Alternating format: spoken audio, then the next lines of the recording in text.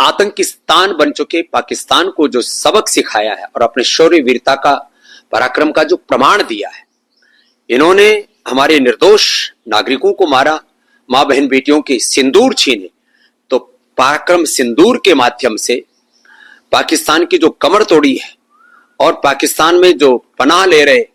आतंकी है, उन 100 से ज्यादा आतंकवादियों को मौत के घाट उतार करके, क्योंकि उनको तो जहन्नुम में जाने की, जन्नत नहीं कहूंगा मैं, जहन्नुम में जाने की जल्दी थी ना कि वहां हुर्रे मिलेंगी। अब उनकी हुर्रों के पास और उनको जल्दी भेज दिया है। और मैं आगे भी अपेक्षा करता हूं कि जल थल नभ सेनाएं चारों तरफ से पाकिस्तान के ऊपर इस प्रकार से प्रहार करें कि ऐसी कमर तोड़े उसकी कि इधर पीओके का तो भारत में विलय कर ही ले, उधर बलूचिस्तान और पख्तून में, पंजाब सिंध में चारों तरफ जो विद्रोह के स्वर उठ रहे हैं पाकिस्तान में, उन सब को अब हमें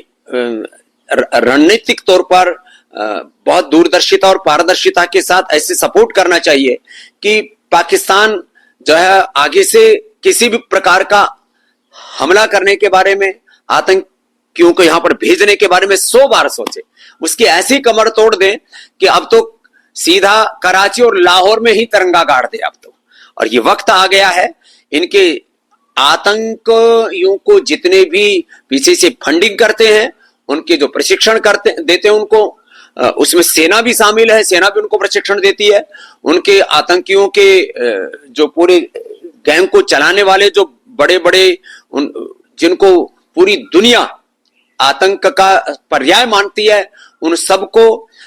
एक तरह से आतंक और आतंक की फैक्ट्री को चलाने वाले जितने भी तंत्र हैं, सभी दिशाओं से उनको के ऊपर प्रहार करके भारत को अब इस जंग को निर्णायक मोड़ तक ले जाना चाहिए। यह तो प्रारंभ मात्र है, अभी तो ऐसी कमर तोड़नी चाहिए कि एक भी आतंक का कोई अड्डा और एक भी आतंकवादी शेष ना रहे, चाहे उन्होंने मस्जिदों में शरण ली है, चाहे जंगलों में शरण ली हुई है, चाहे शहरों में शरण ली है, चाहे सेना के पास कहीं आर्मी के जो इलाके हैं उनके पास उन्होंने अपने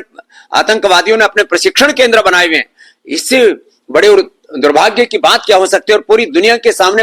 पाकिस्तान की आर्मी अब बेनकाब हो चुकी है, एक्सपोज हो चुकी है। अब उसको भी पूरा सबक सिखाने का वक्त आ गया है, क्योंकि पाकिस्तान की यदि जनता बेचारी भोली भाली और गरीब है, तो वहां के जो नेता हैं वो तो बड़े वाहियात किस्म के, और वहां की जो आर्मी है एक तरह से वही आतंकवादियों को सपोर्ट करने वाली नहीं, वो खुद एक आतंकवादी गिरोह जैसी है, और उसको खत्म करने का वक्त आ गया।